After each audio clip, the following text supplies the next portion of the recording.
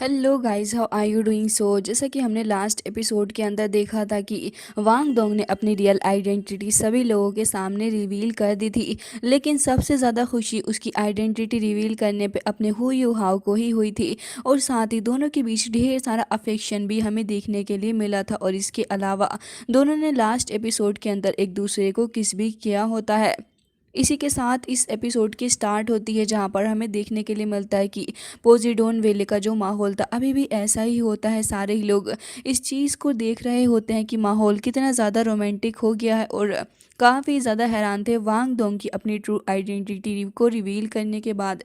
तभी हम देखते हैं कि कुछ लड़कियां इस जगह पर खड़ी होती हैं और वो वांग डोंग को देख के खुश भी थी और थोड़े सदमे में भी होती हैं, क्योंकि वो यहाँ पर वांग डोंग को पसंद किया करती थी। और यहाँ पर ये भी कह रही होती हैं कि ये कितना ज़्यादा गलत हुआ है, जिसको अब तक हम लड़का समझते आ रहे थे और जिसके साथ में हम सीक्रेटली लव में भी थे, वो एक्चुअल में एक लड़की निकला।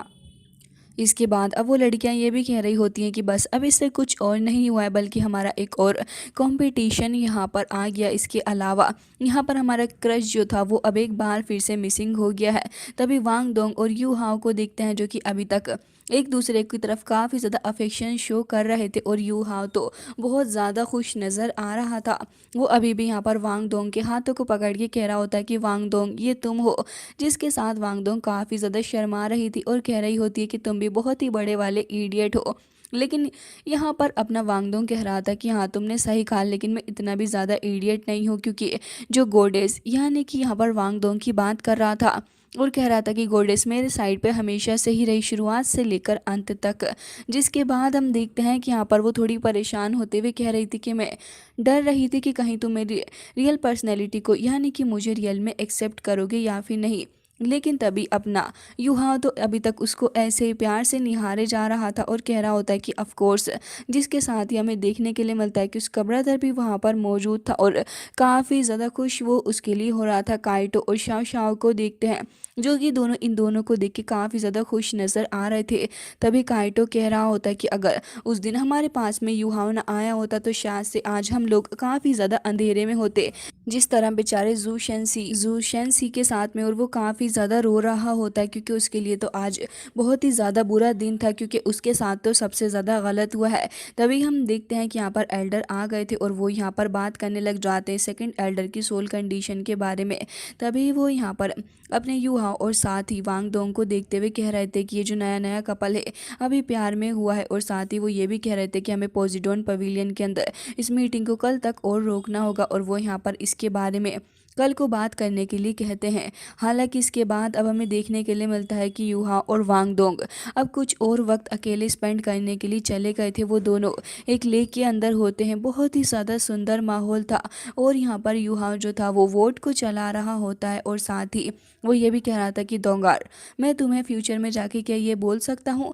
तभी यहाँ पर वो कह रही होती कि हाँ यूहा, और ये भी कह रही थी कि प्लीज़ मुझे माफ़ कर दो कि मैंने अपनी जेंडर आइडेंटिटी को तुमसे छिपाया है, मुझे बहुत ही ज़्यादा बुरा लगा इसके लिए। लेकिन तभी युवाओं कह रहा था कि हाँ, मैं समझता हूँ इन सारी चीज़ को और मैं तो लकी हूँ कि तुम मेरे साथ थी। तभी वहाँ से एक जेलीफिश ऊपर की तरफ को उड़ रहा थी और ढेर सारी जेलीफिश और आ गई थी। तभी वांग डोंग भी यहाँ पर खुश हो रही थी और वो माहौल को देख रही होती है, जो कि काफ़ी ज़्यादा ब्यूटीफुल सा हो गया था। जिसके साथ ही अब वो खड़ी हो गई थी और सब कुछ चीज़ों को फील कर रही होती और ये भी कह रही थी कि मैं कितनी ज़्यादा खुश हूँ। तभी युहाओ ये कह रहा होता है कि मैं भी खुश हूँ कि तुमने शुरुआत में ही अपनी पर्सनैलिटी को शो नहीं किया, वरना तो अगर तुम्हारी ट्रू आइडेंटिटी किसी को पता चल जाती तो सारे ही लड़के तुम्हारे पीछे ही पड़ जाते। जिसके बाद हमें देखने के लिए मिलता है कि वांग डोंग दोंगार यहाँ पर आगे की तरफ को जा रही थी और अभी भी उसे यूहाओ के ऊपर गुस्सा आ रहा होता है कि आखिर क्यों यूहाओ उसको पहचान नहीं सका। और साथ ही वो अब यूहाओ को अपनी तरफ बुलाने के लिए भी कहती है। यूहाओ तो अब तक इन सारी चीज़ों को थोड़ा लाइटली ले रहा था, लेकिन जब वो प्यार से उसकी तरफ देखती है तो यूहाओ उसके इशारे को समझ गया था कि वो भी उससे बेहद प्यार करती है जितना यूहाओ उससे करता है। यूहा तुरंत ही उसके काफ़ी ज़्यादा पास में आके कहता है कि ऐसा लग रहा है कि जैसे कि मैं कोई सपना देख रहा हूँ। और यहाँ पर ये भी कह रही होती है कि मैं उम्मीद करती हूँ कि तुम मेरी बातों को समझोगे। युवाओं पास्ट के सारे ही सीन्स को एक बार फिर से याद करने लग जाता है कि कैसे पास्ट में दोनों ने ही एक दूसरे का साथ दिया था। युहाव दोंगार के और भी ज़्यादा क्लोज आके उससे कह रहा होता है कि मैं अब से तुम्हारे साथ रहूँगा। दोनों काफ़ी वक्त तक ऐसे ही इधर से उधर टहलते रहते हैं और अच्छा खासा क्वालिटी टाइम भी एक दूसरे को देते हैं। जिसके बाद युहाव ये कह रहा था कि देखो, अब से मैं ही तुम्हें प्रोटेक्ट करूँगा। जिसके बाद डोंगर काफ़ी ज़्यादा खुश थी और ये लोग यहाँ पर स्काई लाइट्स को देख रहे थे। मौसम काफ़ी ज़्यादा अच्छा हो रखा था और सब कुछ काफ़ी ज़्यादा रोमांटिक हो रहा होता है। दूसरी तरफ हमें थोड़ी सी झलक भी दिखाई जाती है तैंग सैन और उसकी वाइफ यानी जीवू की। दोनों ही काफ़ी ज़्यादा खुश और पीसफुल नज़र आ रहे थे। आसपास का इन्वायरमेंट वो भी काफ़ी ज़्यादा अच्छा होता है। जिसके साथ ही यहाँ पर अब यूहां ये कह रहा था, तो इसका मतलब तो ये हुआ कि तुम्हारी कोई बायोलॉजिकल सिस्टर है ही नहीं, लेकिन जिस लड़की को मैंने कल देखा था वो तो एग्जैक्टली तुम्हारी तरह ही लग रही थी देखने में। जिसके साथ अब हमें वही लड़की दिखाई जाती है जब युहाव ने उस लड़की को देखा था। साथ ही जब उसका मास्क वहां से उड़ते हुए आ गया था तब उसने देखा था कि उसके ऊपर उस लड़की का नाम वांग क्यू लिखा हुआ है।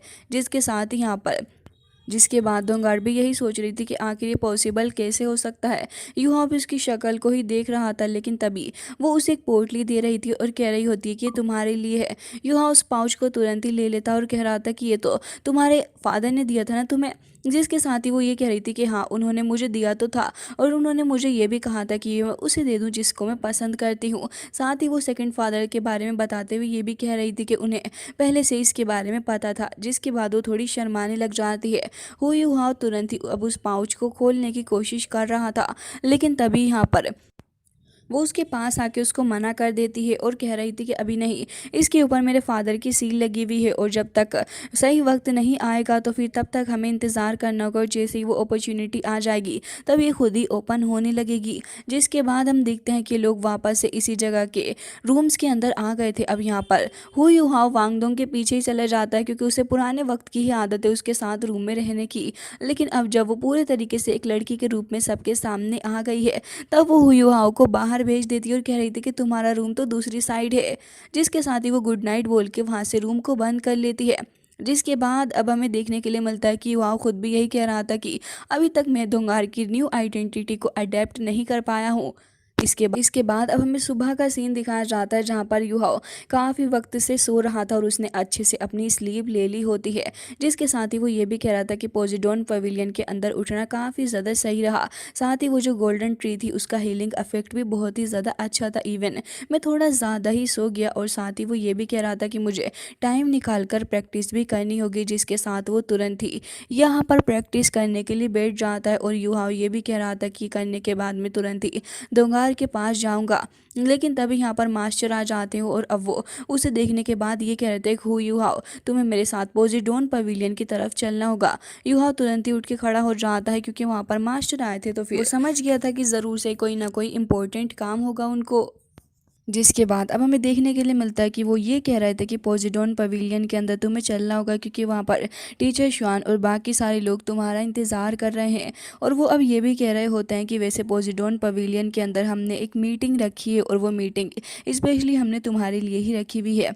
जिसके साथ ही वो ये भी कह रहे थे कि बाकी सारे लोग भी काफ़ी ज़्यादा क्यूरियोसिटी दिखा रहे हैं क्योंकि कल जब तुमने अपनी सोल रिंग और बाकी सारी पावर सबके सामने शो की थी तभी से ही सब लोगों को काफ़ी ज़्यादा इंटरेस्ट इसके अंदर आ रहा है। हालांकि इसके बाद अब हमें देखने के लिए मिलता है कि यहाँ पर बाकी सारे जो अपने श्रेक्स थे वो इस जगह पर खड़े हुए होते हैं और वो जैसे ही देखते हैं कि वांग दोंगार भी यहाँ पर आ गई है तो फिर तुरंत ही शाओ शाओ उसके पास में आने लग जाती है और कह रही थी कि तुम यहाँ पर आ गई हो फाइनली। जिसके बाद हमें देखने के लिए मिलता है कि यहाँ पर बेई बेई कह रहा था कि अब हम सातों के सातों श्रेक आपस में आ गए हैं तो मतलब कि अब हमारी थैंक्स एक्ट एक बार फिर से ठीक हो गई है और वो सारे के सारे चीयर करने लग जाते हैं अपनी 7 श्रेक टीम को। जिसके बाद हम देखते हैं कि डीन उसको लेके उसी हॉल के अंदर आ गए थे जहाँ पर वो मीटिंग असल में स्टार्ट होने वाली थी। और इसके बाद वो ये कह रहे होते हैं कि चलो मैं तुम्हें बाकी सारे लोगों से इंट्रोड्यूस करवा देता हूँ। साथ ही हम देखते हैं कि युहाव तुरंत ही अपनी सोल की पावर को एक्टिवेट कर देता है और फिर उसके बाद तुरंत ही यहाँ पर अपनी सबसे ज़्यादा पावरफुल सोल को यहाँ पर समन करता है। और हमें देखने के लिए मिलता है कि जैसे यहाँ पर लिटिल स्नो गर्ल आ गई थी तब यहाँ पर युहाव कह रहा था कि ये बहुत ही ज़्यादा पावरफुल स्पेशल एग्जिस्टेंस है क्योंकि ये इंडिपेंडेंट है सोल रिंग और साथ ही sole bone and marshal sole से। जिसके साथ ही सारे ही लोग उसे देखकर हैरान थे। ऑल्सो वो इतनी ज़्यादा प्यारी और क्यूट सी तो होती है तो सभी की नज़रें उसके ऊपर ही होती हैं। अब वो युहाव के पास चली गई थी जिसके बाद हमें देखने के लिए मिलता है कि युहाव अब फिलहाल ये कह रहा था कि वैसे तो मेरी जो सोल रिंग है वो भी इसके पास से ही आई हुई है। जिसके बाद अब हमें देखने के लिए मिलता है कि यहाँ पर बाकी सारे लोग भी यही देख रहे होते हैं कि युहाओं के पास इतनी सारी पावर आई कहाँ से। तभी अब युहाओं कह रहा था कि अगर मुझे आपको सब कुछ समझाना है तो फिर मुझे स्टार्टिंग से ही सब कुछ स्टार्ट करना होगा। इवन जो हमारे मास्टर मू लाओ हैं उन्हें भी कम्प्लीटली इन सारी चीज़ों के बारे में नहीं पता। ये सुनने के बाद सारे ही लोग काफ़ी ज़्यादा हैरान थे और उसके बाद वो अब ओरिजिनली स्टोरी बताने लग गया था इलेक्ट्रोलक्स की और काफ़ी कुछ सारे ही लोगों को बता रहा होता है। जिसके बाद सब लोग काफ़ी ज़्यादा ध्यान से युहाओं की बातें सुन रहे थे कि आखिर युहाओं किस बारे में बता रहे। ऑलमोस्ट युहाओं ने सारी स्टोरी बता दी थी। जिसके बाद अब हमें देखने के लिए मिलता है कि लास्ट में युहाओं ये बता रहा था कि फिर मेरे टीचर ने अपने स्पिरिचुअल सीख को बंद कर दिया और फिर उसके बाद उनका जो लास्ट डिवाइन सोल फायर था वो भी वहाँ पर ख़त्म हुआ और हमें यहाँ पर ये बताया जाता है कि वो जो उनकी पावर वगैरह थी सब कुछ मर्ज हो गई और साथ ही स्नो गर्ल जो थी वो वापस से रिबॉर्न हुई है अपने थोड़े से अंश के साथ ही। जिसके साथ वो पूरी की पूरी स्टोरी को बता देता है और साथ ही टीचर शुआन को देखते हैं जो कि इस पूरी स्टोरी को सुनने के बाद थोड़े से शॉक्ड नज़र आ रहे थे। अब वो ये कह रहे होते हैं कि पिछले सालों के अंदर मैंने कभी भी इन सब चीज़ों के बारे में नहीं सुना है और साथ ही यहाँ पर वो इलेक्ट्रोलक्स की पावर को सुनने के बाद तो बहुत ही ज़्यादा हैरान थे। साथ ही स्नो गर्ल की पावर, एक साथ उन्हें इतनी सारी पावर्स के बारे में जानने के लिए मिला था जिसके चलते वो यहाँ पर ये कह रहे होते हैं कि ये जो बातें तुम बता रहे हो वो हमारी सबकी नॉर्मल मास्टर की अंडरस्टैंडिंग के हिसाब से तो काफ़ी ज़्यादा अलग लेवल की बातें हैं। जिसके बाद अब वो युहाओं की तारीफ करते हुए ये कह रहे होते हैं कि एक बार हमारे एंसिस्टर ने तैंग सेक्ट को क्रिएट किया था एक न्यू ऑरा के साथ और दुओ लुओ कॉन्टिनेंट के अंदर एक नया ऑरा आया था। लेकिन अब ऐसा लग रहा है कि युहाओं तुम भी उन्हीं की तरह एक नए एरा को क्रिएट करने वाले हो हम सभी के लिए। और ये जो चीज़ उन्होंने बोली थी वो वाकई में एक बहुत ही ज़्यादा बड़ी बात होती है। हालांकि तभी टीचर शुआन को देखते हैं जो कि अब कहने लगे थे कि युहाओ तुम्हें अब और भी ज़्यादा केयरफुल रहना होगा क्योंकि ये जो सोल की बातें हैं अगर ये किसी भी तरीके से स्प्रेड हो गई तो फिर बहुत ही ज़्यादा बुरा तुम्हारे लिए रहेगा। और अब हम सभी का कॉमन गोल यही रहेगा कि हम सोल मास्टर इस कॉन्टिनेंट के अंदर एक इसे और भी ज़्यादा पावरफुल बनाएं। जिसके साथ यहाँ पर युहाओ ये भी कह रहा होता है कि डियर एल्डर्स अब मैं अपनी पूरी पावर और अपनी सब कुछ लगा दूंगा इस एकेडमी के लिए। और साथ वो ये भी कहता है कि अब मैं इस एकेडमी को अपना सोल सीलिंग कॉन्ट्रैक्ट स्पेल देने जा रहा हूँ। ये सुनने के बाद तो सारे ही एल्डर्स बहुत ही ज़्यादा हैरान हो जाते हैं कि आखिर युहाओ ये किस तरीके की बातें कर रहा है। और साथ ही अब तो टीचर शुआन भी कहते हैं कि युहाओ तुम्हें क्लियरली सोचना होगा इसके बारे में। ये मेथड कोई आसान मेथड नहीं है और रही बात इसकी वैल्यू की तो तुम अच्छे से जानते हो कि इस मेथड मेकिंग के अंदर प्राइसलेस चीज़ें लग चुकी हैं और ये खुद में भी प्राइसलेस है तो भला तुम क्यों ही इसे इतनी आसानी से दे रहे हो। लेकिन तभी युवा एक काफ़ी अच्छी बात कहता है कि अगर आज ये अकेडमी ना होती तो शायद मैं भी ना होता तो इसलिए मैं इसके लिए कंट्रीब्यूट करना चाहूँगा ताकि आगे आने वाले जितने भी चीज़ें हैं वो सभी के सभी और भी ज़्यादा चेरिश होके रहें। और साथ ही अपने मास्टर यानी कि इलेक्ट्रोलक्स के लिए बोलता है कि वो काफ़ी ज़्यादा खुश होंगे और उनकी विश भी यही थी।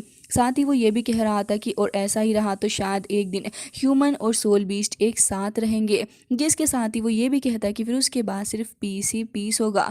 अब यहाँ पर सारे ही टीचर्स उसका एक बड़ा विजन देख पा रहे थे जिसके चलते सभी काफ़ी ज़्यादा खुश भी नज़र आ रहे होते हैं। और यहाँ पर टीचर शुआन भी यही कह रहे थे कि आज पोजीडोन एकेडमी तुम्हारे इस गिफ्ट को एक्सेप्ट करती है और हम इसे एक्सेप्ट कर रहे हैं उन 7 श्रेक के बिहाफ पे। जिसके साथ ही वो काफ़ी ज़्यादा खुश हो रहे थे और हमें देखने के लिए मिलता है कि वो यहाँ पर ये भी कह रहे होते हैं कि अब हम काफ़ी ज़्यादा खुश हैं और उम्मीद करते हैं कि अब बहुत ही जल्दी हम लोग सक्सेस की तरफ जाएंगे और हमारी नेक्स्ट जनरेशन भी सी गॉड पवेलियन मास्टर की आ गई है। जिसके साथ ही अपना युहाओं की तरफ को वो देखते हुए ये बात कहते हैं। ये सुनने के बाद तो युहाओं खुद भी हैरान था और कह रहा था कि टीचर शुआन आखिर ये कैसे पॉसिबल है। लेकिन तभी डीन कह रहे होते हैं कि प्लीज़ तुम इसे रिफ्यूज़ मत करो युहा। और साथ ही यहाँ पर वो उसे बता रहे थे कि तुम इसके लिए सबसे ज़्यादा सही हो और मुझे भी यही लगता है कि ये सही रहेगा। ऊपर से मैंने तुम्हारे टीचर से इसके बारे में बात की थी जब वो इस जगह पर थे और उन्होंने भी इस चीज़ के लिए एग्री कर दिया था। जिसके बाद अब यहाँ पर युहा जो था वो इस चीज़ को तुरंत ही मान जाता है क्योंकि इसके अंदर उसके टीचर की भी रजामंदी शामिल थी। हालांकि इसके बाद अब हमें देखने के लिए मिलता है कि सातों के सातों श्रेक काफ़ी ज़्यादा खुश होते हुए उस जगह को आगे की तरफ को बढ़ते हुए जा रहे होते हैं। और यहाँ पर अपना जो युहाओं का ब्रदर था वो भी उसे कह रहा होता है कि अब तो भाई साहब एकेडमी के अंदर किसी भी जगह पर आराम से घूम सकते हैं। तभी यहाँ पर नान नान कह रही होती है कि अच्छा तो तुम्हें लग रहा है कि अब ये अकेडमी तुम्हारी हो गई है। लेकिन इतनी देर में बेई बेई पलट के कहता है कि देखो युहाओ अब वक्त आ चुका है कि हम सातों के सातों श्रेक मॉन्स्टर गैदर हो जाएं और इसके बाद और अपने थैंक्स सेक्ट के लिए हमें काफ़ी कुछ करना है, जिसके साथ ही वो ये भी कह रहा होता है कि अब देखो अपने यूहाओ के नाम पे कुछ भी ट्रबल क्रिएट मत करना। जिसके बाद वो कह रहा होता है कि अच्छा मैं तो बड़ा ही ट्रबल क्रिएट करूँगा, मैं ऐसा कुछ भी नहीं करने वाला हूँ, बल्कि मैं तो अपने करियर के लिए और भी ज़्यादा सीरियस हो गया। जिसके साथ वो ये भी कह रहा होता है कि यूहाओ वैसे तुम्हारा रिलेशनशिप कैसा चल रहा है। ये सुनने के बाद तो अपनी वैंग डोंग काफ़ी ज़्यादा शर्माने लग जाती है और सारे ही लोग हंस रहे थे कि ये अपनी हरकतों से कभी बाज नहीं आ सकता। हालांकि इसके बाद हमें देखने के लिए मिलता है कि फाइनली ये लोग सेक्ट की तरफ को आगे बढ़ रहे थे, जहाँ पर अपनी वांग डोंग सबसे आगे आती है और वो कह रही थी कि वो देखो। लेकिन तभी हमें देखने के लिए मिलता है कि यहाँ पर नाना आ गई थी और वो तुरंत ही काफ़ी ज़्यादा खुश होते हुए यू हाओ को ग्रीट कर रही थी और उसके साथ में वांग डोंग को भी ग्रीट कर रही थी। नाना को देखने के बाद सारे ही लोग काफ़ी ज़्यादा खुश होते हैं और हमें देखने के लिए मिलता है कि वांग डोंग वो उससे काफ़ी ज़्यादा अच्छे से बात कर रही थी। हालांकि नाना उसको छेड़ रही थी, तभी वांग डोंग कह रही थी कि मुझे नहीं पता था कि तुम भी मेरा मजाक बनाओगी। तभी यू हाओ के पास में वो आ गई थी और यूहा भी उससे कह रहा होता है कि तुम्हें हमारा नाम लेकर हमें बुलाना चाहिए ना, रिस्पेक्ट से ट्रीट करो।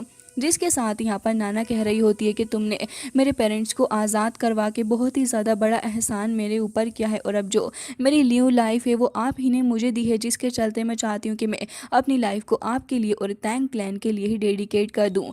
जिसके बाद यहाँ पर अपना यूहाव कह रहा था कि इतना ज़्यादा पोलाइट होने की ज़रूरत नहीं है और वैसे भी हम लोग तो दोस्त ही हैं।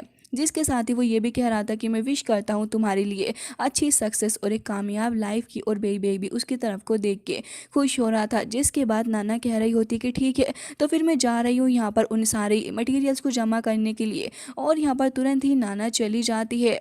जिसके बाद हम देखते हैं कि लोग डिस्कशन करते हुए आगे की तरफ को ही बढ़ रहे थे और यहाँ पर बातचीत कर रहे होते हैं कि आखिर सेक्ट के लिए किस किस की क्या रिस्पॉन्सिबिलिटीज़ रहेंगी। हालांकि उसके बाद हमें देखने के लिए मिलता है कि यहाँ पर यू हाओ एंड काइटो के कंधों के ऊपर सबसे ज़्यादा बड़ी रिस्पॉन्सिबिलिटी का भार डाला जाता है और हमें देखने के लिए मिलता है कि यहाँ पर ये लोग ऐसे ही बात करते करते आगे जा रहे थे। लेकिन तभी यहाँ पर बेबे जो था वो यहाँ पर जैसे ही टीचर्स के स्टेटस को देखता है उसे अपने टीचर की याद आने लगी थी, जिसे देखने के बाद अब यूहा और भी ज़्यादा परेशान हो जाता और कह रहा था कि काश यहाँ पर टीचर होते तो शायद बेई बेई को इतना बुरा ना लगता।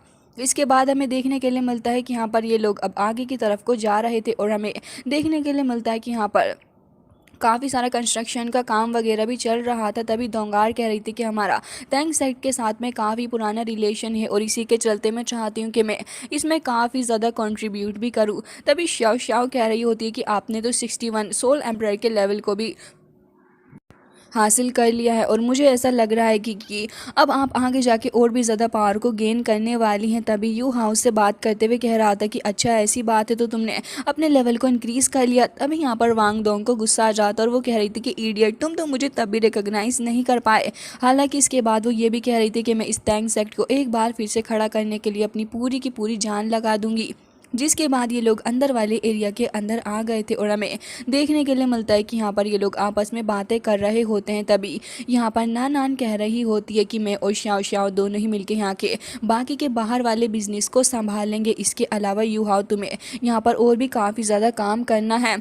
जिसके साथ ही हमें देखने के लिए मिलता है कि हमें यहाँ पर कुछ और वेपन्स को दिखाया जाता है। वैसे तो यहाँ पर मेनली दो ही वेपन रखे हुए थे जो कि जुगे डिवाइन क्रॉसबो और सोल गाइड कैनन बॉल्स थी, जिसे देखने के बाद काइटो कह रहा था कि ये तो बहुत ही ज़्यादा अच्छी रहेंगी और हमें इसमें बस थोड़ा सा अपग्रेडेशन और करना है। जिसके बाद हम देखते हैं कि यहाँ पर फ़िलहाल ये लोग ऐसे ही अब आपस में बातें करके डिसाइड कर लेते हैं कि अब आगे क्या क्या करना है। तभी काइटो थोड़ा परेशान लग रहा था और ये कह रहा होता है कि मुझे तो ऐसा लग रहा है कि सन एंड मून एम्पायर ने ज़रूर से ही हमारे खिलाफ अपने लोग भेजे हैं और वो हमारे ऊपर ज़रूर से निगरानी भी कर रहे हैं। हालांकि वो श्रेक से अभी से डरते हैं तो लग रहा है कि श्रेक आगे जाके काफ़ी कुछ करने वाला है। तभी हम देखते हैं कि अपना यूहा ये भी कह रहा था कि हाँ, लेकिन अभी फ़िलहाल उन लोगों को सबक सिखाने का वक्त नहीं आया है हमें। तभी बेबे यहाँ पर खड़ा हो गया था और बेबे ये कह रहा होता है कि खैर जो कुछ भी हो, हमारे ट्रम्प कार्ड हमें बचा कर रखना है। और रही बात इस सन एंड मून एम्पायर की, तो हमें इससे भी काफ़ी ज़्यादा बच के रहना होगा, क्योंकि अभी फ़िलहाल हमें काम करना है अपने सेक्ट को और भी ज़्यादा पावरफुल बनाने के लिए, जिससे कि एक दिन ये चल के ब्लॉकबस्टर हो जाएगा। अब यहाँ पर सारे ही लोग उसकी इस बात से एग्री करते हैं, क्योंकि सभी का मेन मोटिव तो यही होता है कि यहाँ पर अपने सेक्ट को जल्द से जल्द आगे लेके जाना और इसे और भी ज़्यादा स्ट्रॉन्ग बनाना है। जिसके बाद हम देखते हैं कि अंदर ऐसे ही डिस्कशन चल रहा था। तभी वांग डोंग बाहर की तरफ को आ जाती है, लेकिन उसके पीछे पीछे अब नया नया प्यार में यूहाओ जो पड़ा हुआ था तो वो भी भागता हुआ आ जाता और कह रहा था कि वांग डोंगार, मेरे लिए रुक जाओ। और हमें देखने के लिए मिलता है कि वो ये कह रहा था कि बिग ब्रदर के साथ में ये बात के ऊपर डिस्कशन कर रहा था कि आखिर अपने सेक्ट को अभी और भी ज़्यादा स्ट्रॉन्ग कैसे बनाना है। जिसके साथ ही अब वो वांग डोंग के पास आके खड़ा था तो वो उसकी स्वेटिंग को साफ करने लग गई थी। और अब वो कह रही थी कि मैं उसी लड़की को देखने के लिए जा रही हूँ, वांग क्यूआर, जिसके बारे में तुमने बताया था कि वो एग्जैक्टली मेरी तरह ही लगती है। तो वो यू हाव का हाथ पकड़ के वहाँ से भागने लगी थी उस लड़की को देखने के लिए। हालांकि बाकी सारे लड़के यहाँ पर खड़े हुए थे, लेकिन तभी वो लड़की जैसे उस जगह से गुजरती है सबकी नज़र सिर्फ और सिर्फ उसी लड़की के ऊपर थी जहाँ से वो गुजरती जाती। हर कोई उसको देखता जा रहा होता है और सभी लोग उसके प्यार में थोड़े से पागल से हो चुके थे। अब हमें देखने के लिए मिलता है कि यहाँ पर जैसे जैसे वो लड़की थोड़ा आगे जा रही थी अपनी एडमिशन की क्रिया को करवाने के लिए, तभी यहाँ पर लोग खुद ही साइड दे देते हैं। और यहाँ पर वो जो एडमिशन करने के लिए लोग बैठे हुए थे वो कह रहे थे कि मिस आप पहले अपना मास्क हटा लीजिए जिससे कि हमें आइडेंटिटी की वेरिफिकेशन हो जाए। जिसके बाद जैसे ही वो अपना मास्क हटाती है तो लड़के तो छोड़ो, लड़कियाँ भी उसकी खूबसूरती को देखकर हैरान थी कि आखिर ये लड़की है या फिर क्या भला की खूबसूरत सी परी। जिसके बाद हम देखते हैं कि उसने मास्क तो हटा लिया था, सभी लोग उसे देख भी चुके थे। लेकिन तभी यहाँ पर इतनी देर में अपनी वांग डोंग आ जाती है और वो उसे देख के बहुत ज़्यादा हैरान हो गई थी क्योंकि वो तो एग्जैक्टली उसकी तरह ही लग रही होती है, लेकिन दोनों के जो ऑरास थे वो काफ़ी ज़्यादा अलग अलग होते हैं। हालांकि गाइस इसी के साथ आज का ये एपिसोड हो जाता है एंड आई रियली होप कि आपको ये पसंद आया होगा।